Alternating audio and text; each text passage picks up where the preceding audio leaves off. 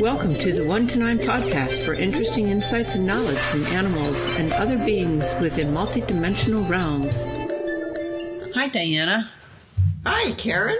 How are you doing today? Oh, actually, I'm quite a bit better. I think my cold is subsiding somewhat. So. Oh, that's awesome. That's awesome. Yes. So I hear today we're going to talk to more fairies. Yes, more fairies, the cat attendant fairies. The cat attendant fairies. And I just have a quick question about the art fairies. And they had said that I have unbalanced energy in my house because I had other people's art in my back room, and I've switched it out with some of my own art pieces, and I'm just wondering what they're thinking about that. They're saying it's a good start, but you need a couple more pieces, 1 or 2 more pieces in there. And would they prefer paintings or would they prefer photographs? It doesn't actually paintings. Paintings? That's what they're saying. Paintings, yeah. Oh, the paintings? Okay. Yeah. Because somehow the energy there is more dynamic. It's a little more dynamic. Okay. Yes. Awesome. All right. Well, I'll check back in. Just like compound interest. The energy compounds. Okay. I'll check back in on my next, on the next podcast to see where if the back of my house is getting more and more balanced with the front end of my house. All right. So on to the cat attendants. Yes, I think we ended last time with talking about their costumes. Am I right? Yes, the little A-line dresses. It's not really dress because it's more like a jacket. Oh, okay. Okay, long sleeves jacket, button down the front. Well, I wonder why it's important what they're wearing. I don't know. This is just really bizarre. You know. Although it does sound like something someone would wear that's an attendant, maybe like a butler or something like that. I don't know. I don't think I've ever seen butlers wearing anything like this. To me, it seems more like some kind of not Native American or indigenous peoples, but people from India. With a little high, short collar. Yeah, right. And they're not. The attendants are not necessarily wearing any pants underneath. Oh, they could be, right? Are the attendants cats themselves, or are they? Oh, no. They're fairies. Okay, they're fairies. Oh, that's right. So, like, they're human fairies. Human-looking fairies. Okay. Do they have wings? No. If they do, they'd be hidden underneath their jackets. Okay. But I've never seen them fly around. They just seem to be walking with the cats. Can they jump like the cats? I don't know. Again, I guess they'd have to in order to keep up with them, Or maybe at that point, because I have seen them riding on the cats backs. Oh, okay. Right? Okay. So maybe when cats are jumping around, that's how they manage to keep up with them. Not by running or beside them, but just by being riding. Okay. Yes. Okay. So I first noticed these when I was trying to look at my cat's chakras, and I had a hard time just looking inside their bodies. And then the cat attendants appeared and kind of like Vanna White on. I don't know. I don't watch that show, but game show. But anyway, there's going to be some people in the audience who don't know who Vanna White is, but you could Google her. Right. Okay. So like somebody a presenter who's kind of like revealing the answers. And this is what the answer is. So this is what the cat attendants would be doing. And this is the red chakra. And then this is the orange one. So that's what they were helping me see. They were helping me see inside the cat's bodies. That's how it started. Then I kind of like noticed that they're around more of the time. But with regards to what they actually did, I wasn't quite sure, other than helping me see my cat's chakras. But anyway, I think maybe we should start talking to them and we'll get more information. Yep, it sounds like a good idea. So let me ask you, does each cat have their own cat attendant? Yes. Each cat has their own cat attendant. But somehow there's no difference in what they look like. You'd think they would kind of like look different. Well, maybe it's a cat attendant consciousness that just shows up in an individual form. Possibly. But they are individual fairies. Well, okay.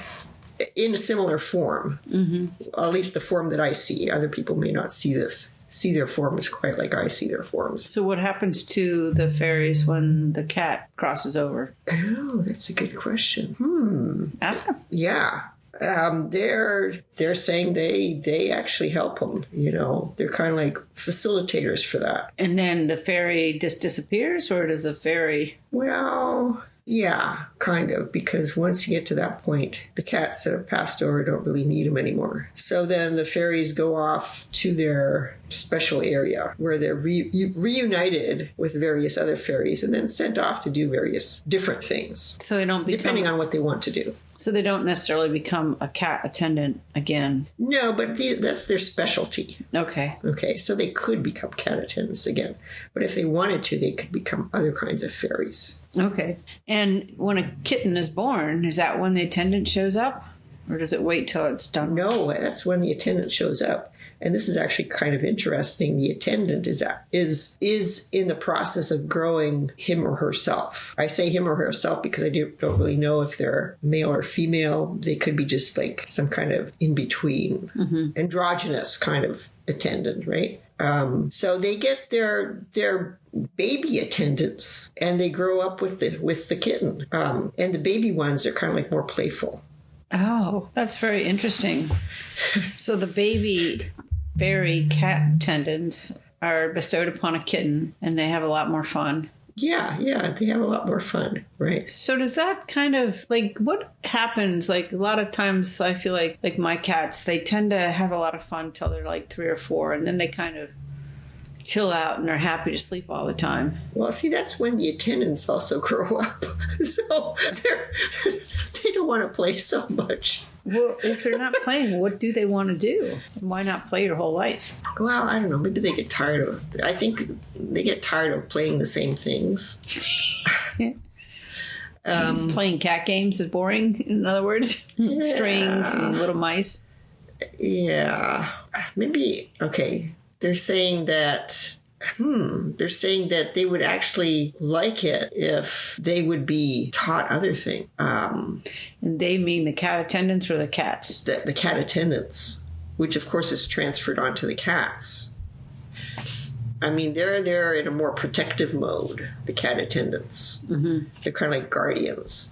But they also want to ensure that the cats live like a happy and healthy life too. So when the cat's growing up and it's not that playful anymore, the attendants, at least the ones I'm talking to, they're saying, maybe you should start thinking about kind of like doing something else with us.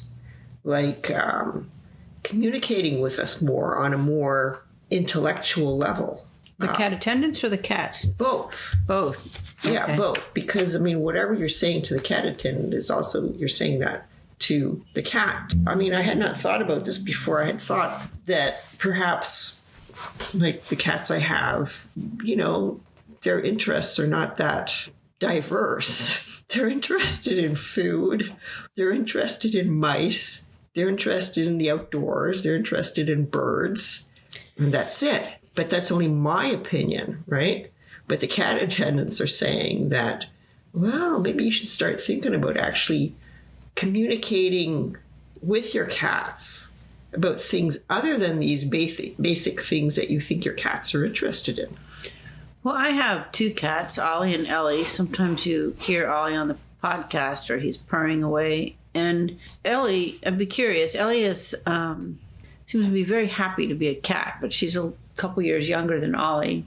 Ollie is insistent that I have these more complex communications with him. He wants to go on walks in the morning with me. He's, taps me every time he thinks I'm spending too much time doing something I shouldn't do. Or, he's very interactive and he really wants to go through the consciousness shifts I'm going through together.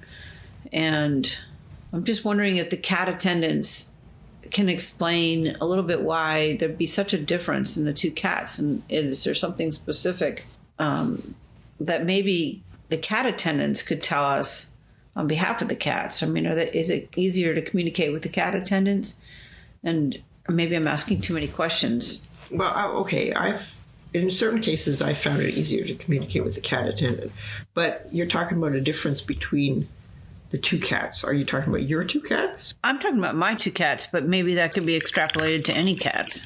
Okay, and so you're saying Ollie seems to be more a capability greater than what I see as so like my cats, who basically are interested in these cat-like things, and I don't think they're interested in anything else. But and the difference you see between Ollie and Ellie is Ellie more like my cats, or what I think my cats are? She seems to be very happy being a cat, and doing cat things, obsessing over a string, chasing a little stuffed mouse around the house, catching a bird. Maybe it's because she's young, although she does come and sit with me every time I meditate. So I'm wondering if she's sensitive to that energy. But yes, I was wondering if we could maybe even ask Ollie's cat attendant, what is his expectations? Ollie's expectations or the cat attendant's expectations? Well, I was probably one and the same, but does Ollie wants more communication from me, more interaction in my life, and then conversely to ask Ellie's attendant, does she just have fun doing what she wants, or does she have a higher goal that I'm not addressing? Okay. So I guess a question would be posed to both of them. Right. So, okay. Ollie's attendant is saying, well, yeah, you could interact with him further even, because it seems like he wants to have some kind of purpose, This is what the attendant's saying. He wants to have some kind of purpose in your life. Mm-hmm. Okay. So whatever you can think of to think of things that he can do. Like the laundry? I don't have any mice in my house, but I guess he's talking about on somewhat of a spiritual level, not like chores around the house. No. Yeah, we're not talking about chores around the house, unless you can find a little mini vacuum cleaner and so he can push it around. Or a little mini dust drag or whatever. He's not the greatest duster. Too clumsy.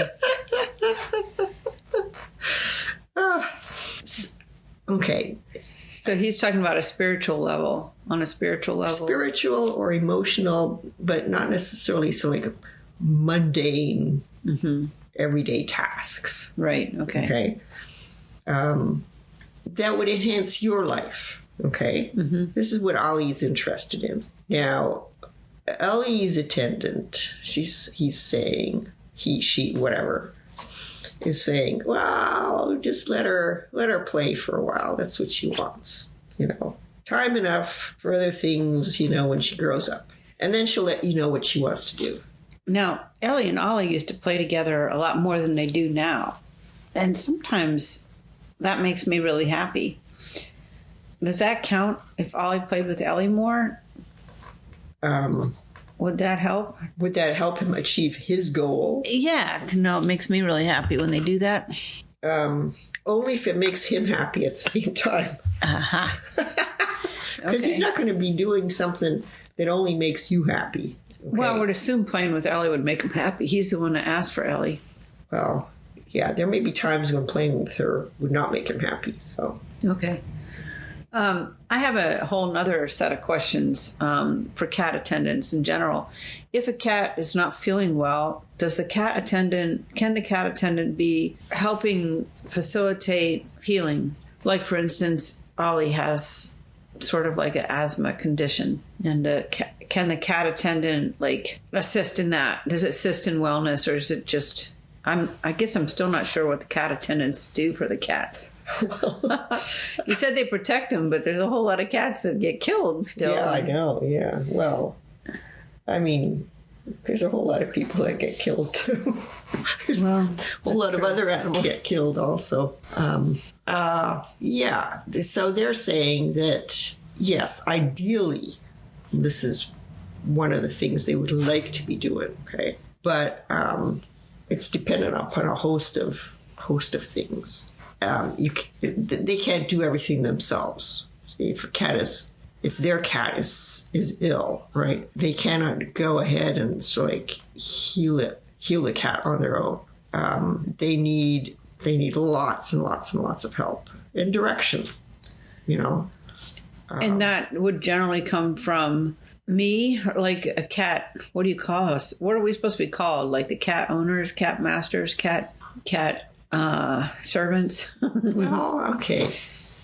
I think, for sure they'd like to be calling us their servants. Employees, how's that? A cat employee where I pay to be your employee. That sounds like, I don't know, some kind of education penalty thing that forever and ever. No, it's not the same as that. You actually pay out of your pocket quite a bit of money sometimes. So For what? To serve a cat. Oh, of course. That's what we're here for. But they're here to serve us. Well, no, they don't. Not really. That's a misnomer? Yes, it is. And It's more of a symbiotic relationship. Okay. It's not one serving the other, more than both are serving each other. Okay. Like I said, symbiotic. But the money always flows one way. Forget about the money. Forget about the money. They don't think in terms of money. Of course they don't. No. It's their luxury. So would it be possible to ask a direct question to a cat attendant and get an answer on behalf of the cat? Like, are they communication facilitators or not? Oh, yes. Yeah. If you ask them to do that, yes, they are. Mm-hmm. All right. Between cats and between cats and their guardians, for lack of a better word, So if I ask my cat attendant for Ollie, is there anything you want a cat attendant for Ellie to know? I would have to actually ask that in order for that communication to happen, or they just communicate automatically? Okay, so what exactly is the question? You're asking, do you have to ask the cat attendant to tell you something about Ollie? Or will the cat attendant tell you? Well, if you want constant information, okay, about anything that's changing with your cat, then you have to set this up as such with the cat attendant and the cat too. Okay. Because you can get communication from both of them, the cat and the cat attendant. Now, sometimes there'll conflicting information also, at which point you'll have to decide who it is to believe. There's that whole discernment thing going on. So cat attendant fairy. But here's the thing, okay? Yeah. I would rather believe the cat attendant than the cat. Okay. Because the cat may be trying not intentionally to fool you, but or maybe intentionally also to fool you, just because, they like playing tricks. Okay. Oh my goodness. So is there any message from Ollie to the cat attendant to me right now? No. All he's saying is whatever he has to say, he just communicates directly to you. Okay. And he's not fooling me right now. Well, I don't know. He could be. What about Ellie? She doesn't have a message other than just leave her alone, let her play. He says she's happy. He's happy. And so this is all cats everywhere in the world, right? I believe so. And is it house cats that we're talking about, or is it... Oh, no, it's all cats, right? The feral cats. Lions and tigers? Well, I don't know.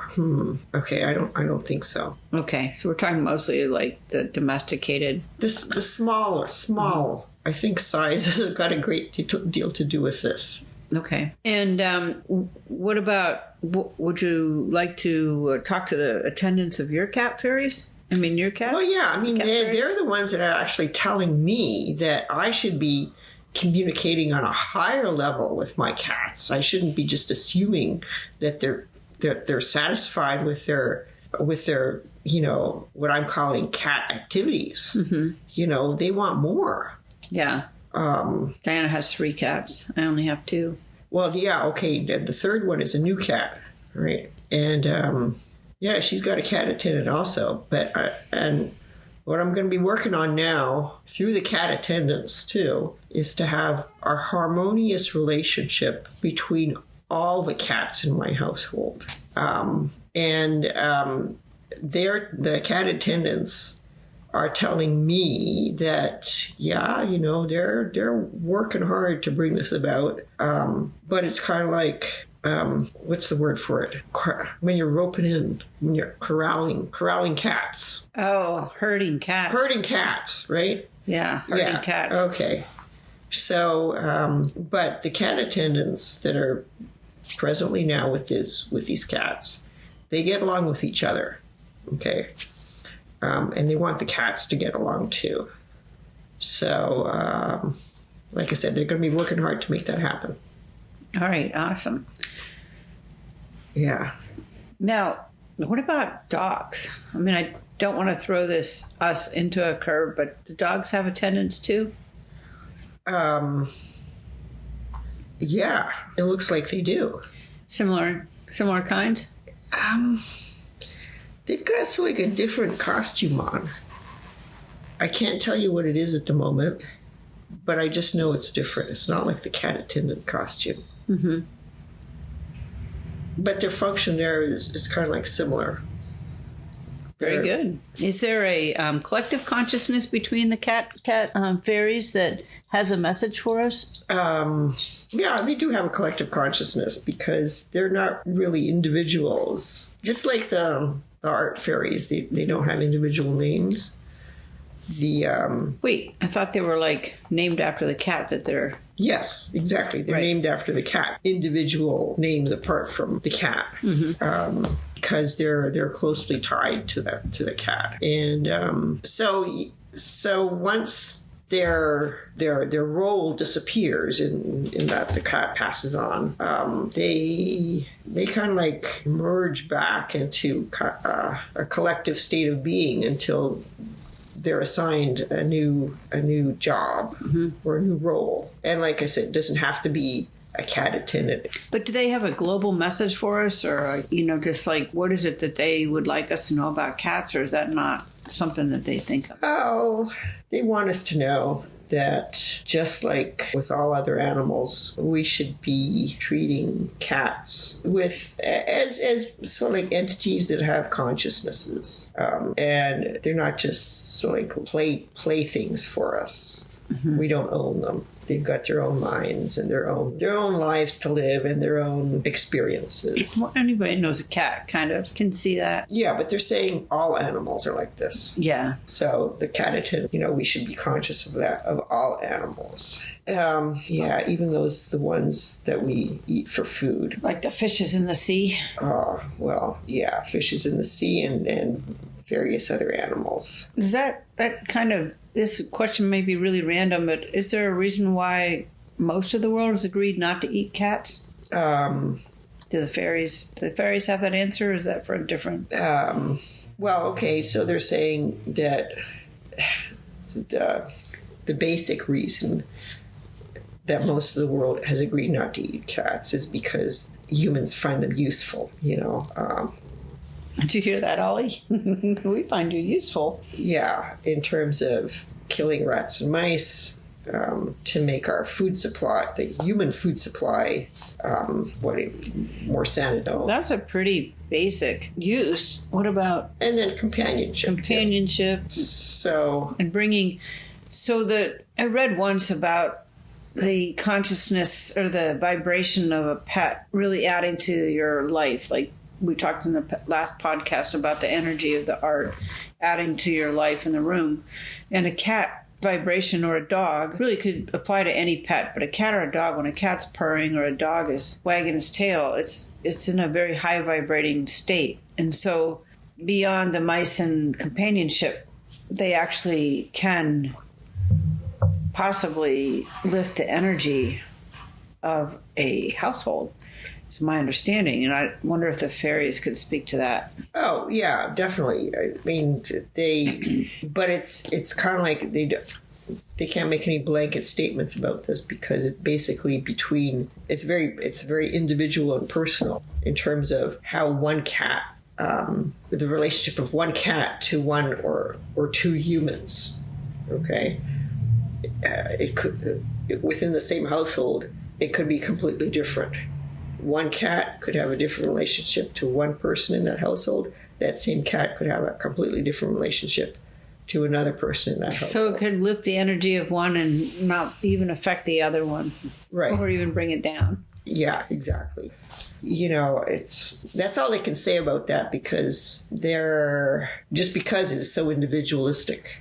And it could be because also, cats and the humans that they relate to have been in past lives together. I mean, they don't necessarily remember it, but at some level they do, So, I mean, like my husband, we had a brother-sister cat, and the sister cat passed away last year. And my husband and the cat that passed away, whose name was Gremlin, they had an incredible relationship. It's like this. I mean, I didn't have that same relationship with Gremlin. And it's like, on some level, they were like really spiritually connected. And I guess Gremlin's cat attendant is gone because Gremlin has passed away. But I mean, I guess I could ask her, right, with respect to what kind of relationship she had with my husband previously. Yeah, sure.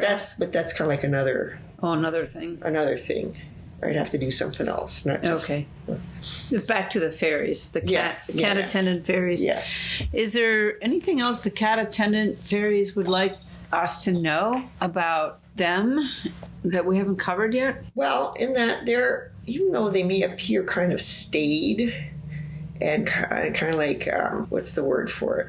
Not very sociable, because they don't really talk all that much. The cats or the cat attendants? The cat attendants, even amongst themselves, right? Or to us. Yeah.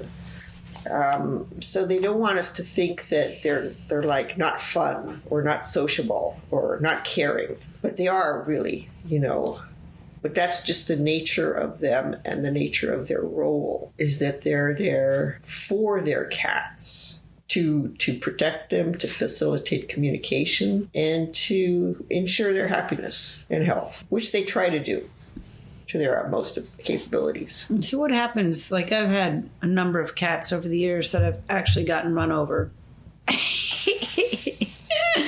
And I've gotten to the point where I really don't let the cats outside anymore. I finally have just given up, even though Ollie and Ellie love a little time in the backyard in the morning times. How does that happen where the cat attendants let them run out into the street? Well, you see, this is the thing. The cat attendants need lots of help in that they cannot really stop a cat from doing what the cat wants to do. Okay, they don't have that capability. They don't even have a capability unless they're kind of like really, really evolved of sending any kind of message to the cat guardian saying, "Oh, better watch out. Your cat's wandering around in the street. They may get hit by a car." So what the cat attendants are hoping is that this kind of like network of, I was going to say, almost constant communication is there between them and the cat guardians to ensure that the cats don't do anything stupid, and that they get, that cats are really good at hiding their illnesses.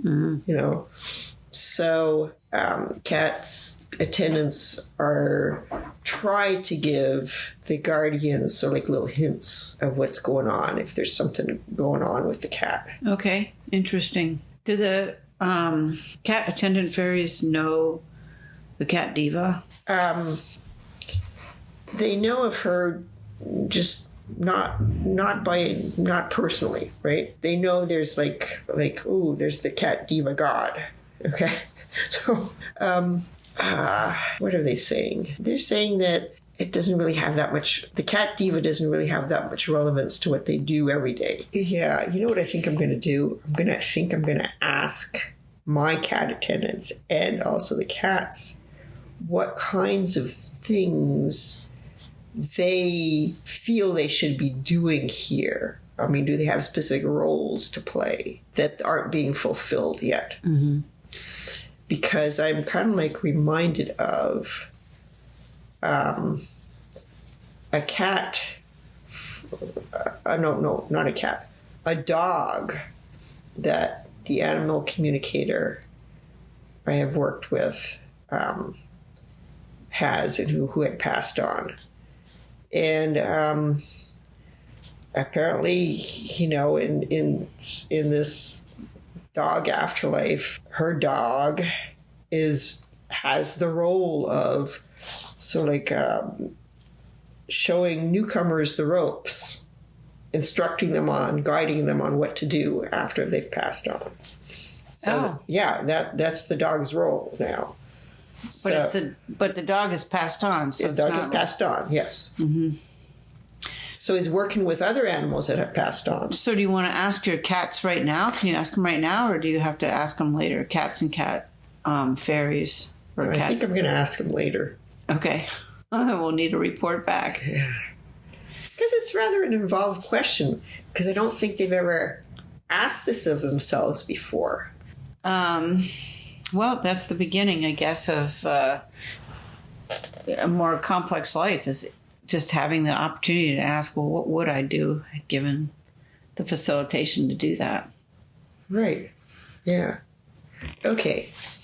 So the cat attendants, though, they do interact with the plant fairies and the outdoor fairies, at least the ones in my house and backyard. Mm-hmm.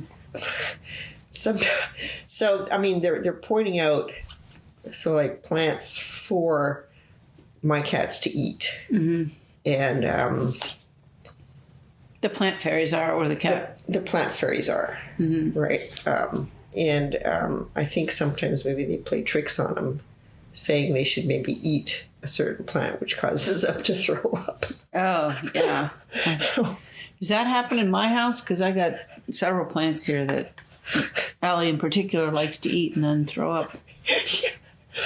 Well, okay, this is the thing. There's a difference in attitude between the cat attendants and the plant fairies. Cat attendants would never, ever, ever do that to their cats. Mm-hmm. They wouldn't point them to plants to eat just to see them throw up. But plant fairies would do that. I see. Not that they're mean. They're just being playful. Mm-hmm. Okay. So I have a question about the plant fairies. Are they in all indoor plants or just in your house? And well, this is hard to say, because basically I just see them on one plant in my house. Oh, okay. Which is the big plant. Mm-hmm. And I don't know, they're climbing around, hiding behind the leaves and stuff like that. What kind of plant is it? I don't know. Well, like a fern or a... No, it's not a fern. And the leaves are not like long and narrow. The leaves are kind of like... Heart-shaped and medium-sized, mm-hmm. You know. And the plant is quite big, so there's plenty of room for these fairies to go climbing around and sitting on the leaves and stuff like that. They like doing that. Do I have plant fairies on my lemon tree over there? Oh, yeah, you do. Yeah. They're much smaller. They're actually about 2 or 3 inches high. It seems like I have smaller fairies in general in my house. Yeah, I mean, the repellers were smaller because of all their activity. Mm-hmm. What about my fern upstairs? I have a big, huge fern. Are there fairies in that?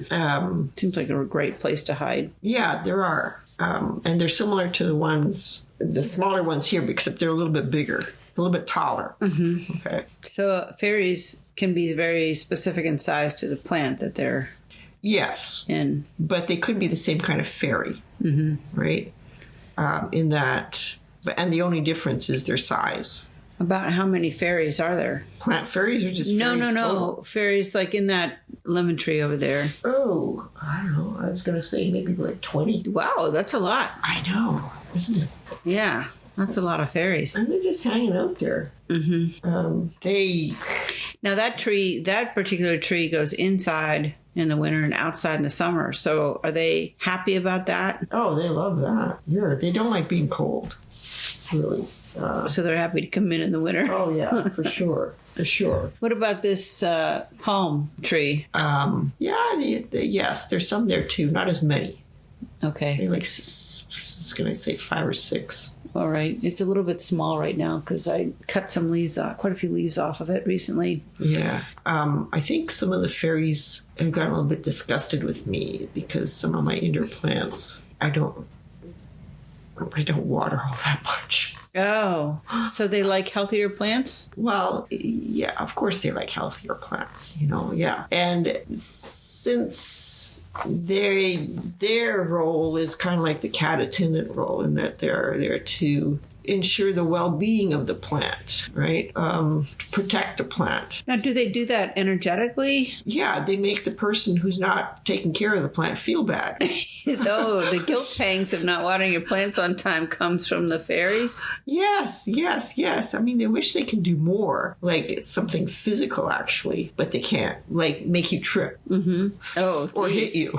Bop you on the head, say, water this dang plant. Right. I mean, they could kind of, in that they could sort of like make a smaller thing move that would hit a larger thing that would then hit you. But they don't like to do that. Yeah, good. So they're generally nice fairies. Yeah, but like I said, their role in for their lifetimes and the plant's lifetime is to actually help the plant. Now, do they hop off and get onto another house plant when that plant dies? Yeah, it's kind of like with the cat attendant fairies. They go back to the whatever virtual area which has the plant fairy collective consciousness in there.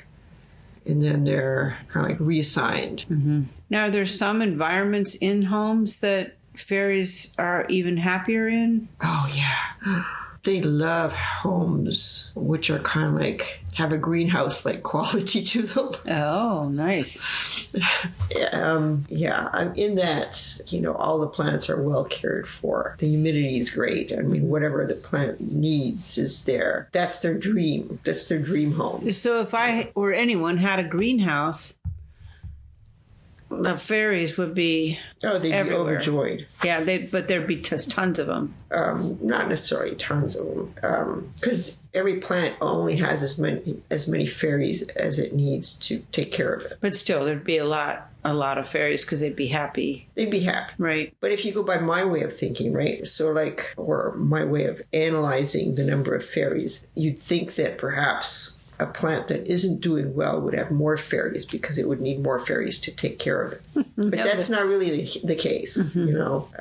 Each plant comes with a set number of fairies, and it doesn't really change over the course of the lifetime. Now, we talked last week about the house fairies helping to keep the energy clean. Prevailing wisdom has it that plants help keep the air clear and clean in a house. So the plant fairies in some way be assisting that whole process? Yes. Mm-hmm. So they work together simultaneously with house fairies? They're working together on exactly that. So that's one of the reasons they try to keep the plants healthy. Mm-hmm. And one of the reasons why they kind of like get disgruntled when owners of the plants don't really give them the care they need. Yeah, I'll bet.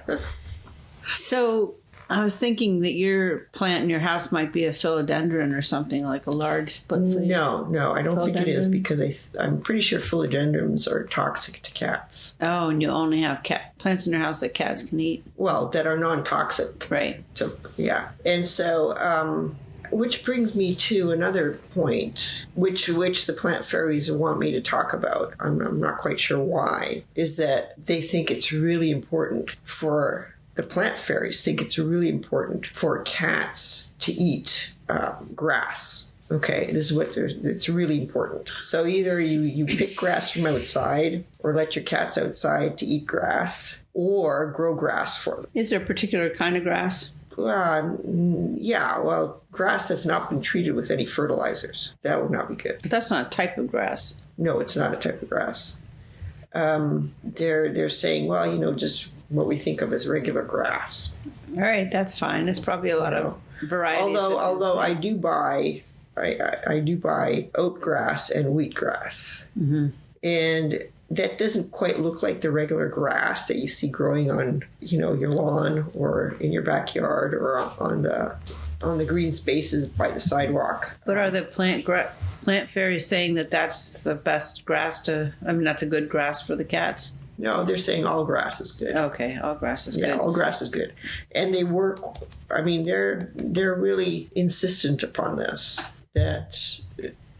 and they want the cat attendants to know that, the cats should be eating grass. All right. I do that for my cats. I go out and pick some nice weedy grass from the alley, bring it in. They have a blast with it down. Yes.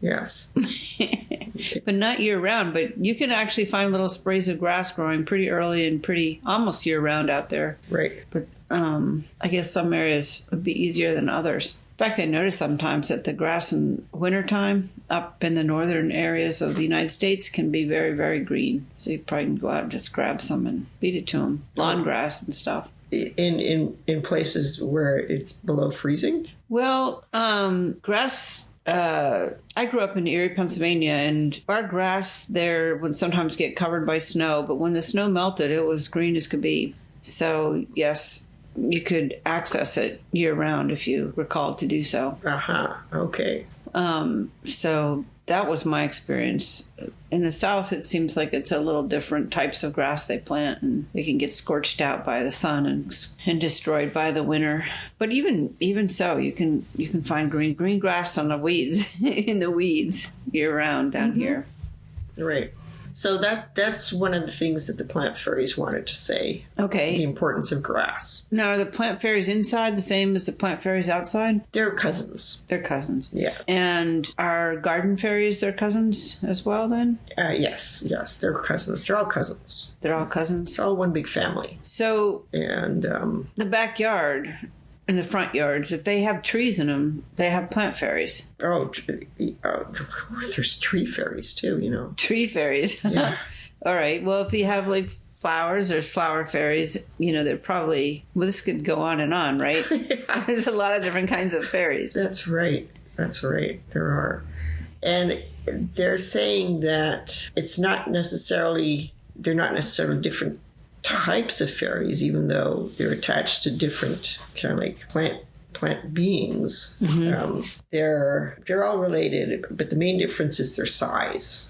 Oh, their size changes with the plant. That's right. So you can have like a plant fairy who is say like a small fairy that's on your lemon tree there, right? Mm-hmm. 2 or 3 inches high. Maybe one day this plant fairy thinks to him or herself, okay, I want to be something else. And so they decide, okay, I'm going to be an outside fairy and I want to be a tree fairy. So they grow a little bit bigger and they go outside and become a tree fairy. Okay, do these plant fairies walk outside or do they have wings? Do they fly outside? Oh, they fly around. Oh, they all have wings or capacity to fly. No, okay. They can walk around, but they also fly around too. Do they have wings or do they just fly around? Well, are you saying, do they need wings to fly around? Yes, that's another way of phrasing it. Okay. I don't know.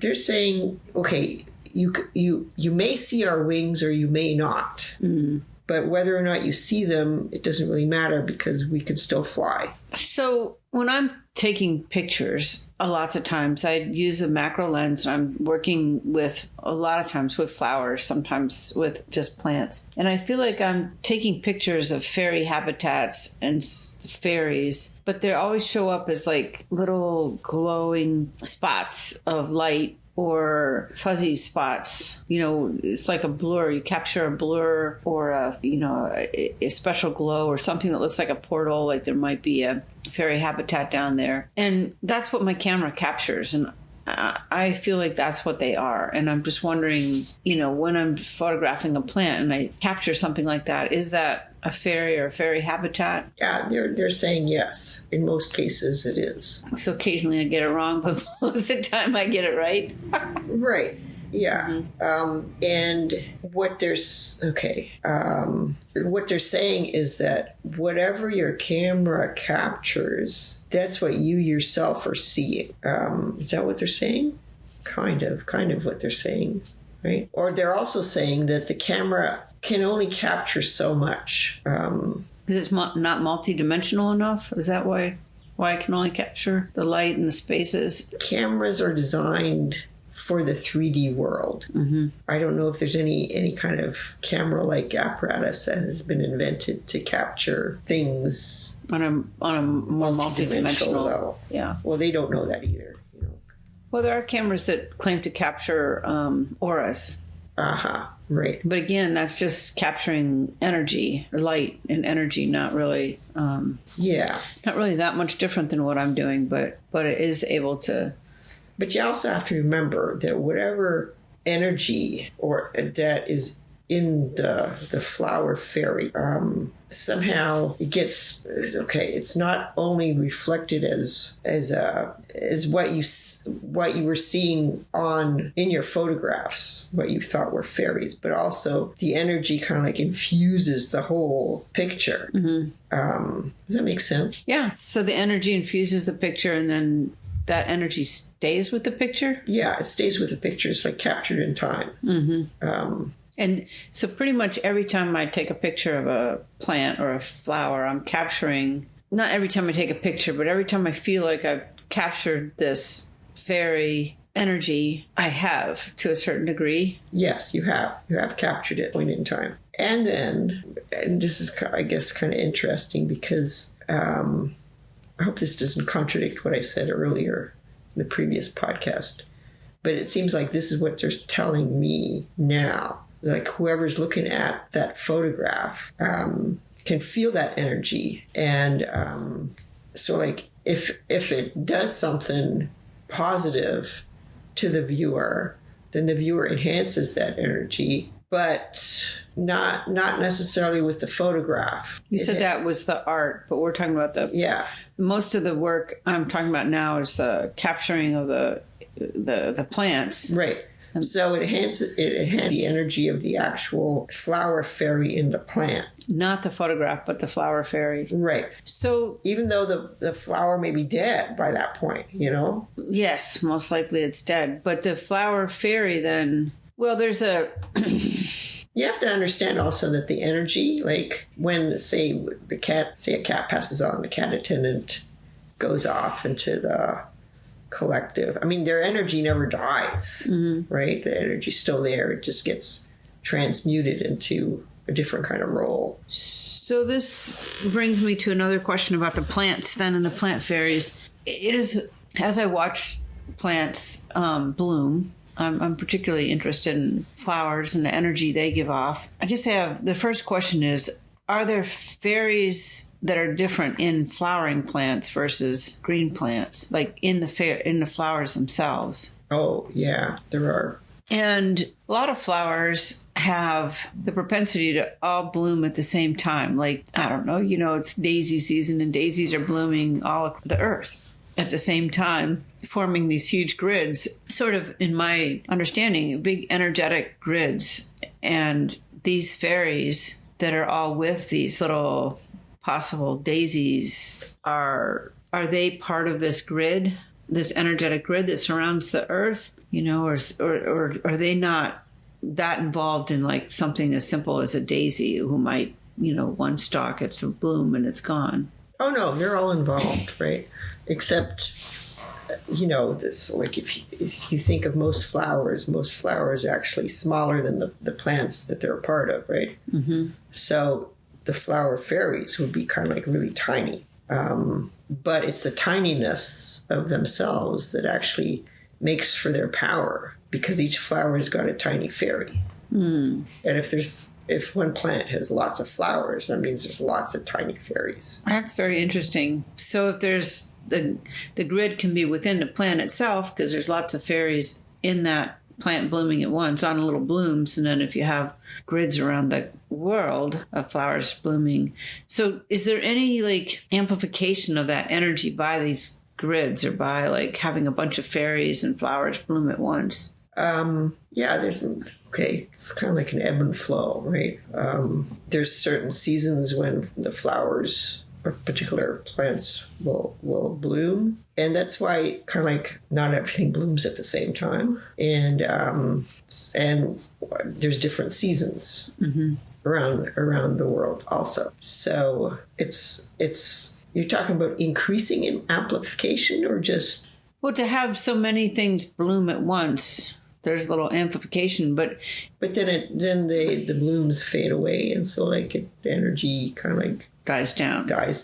But it must leave something behind, a residual lifting of the energy in this world, or not? They like to think so. They like to think so. Yeah. And very interesting. And because there's literally, it's like trillions of flowers that bloom in at any one point, right?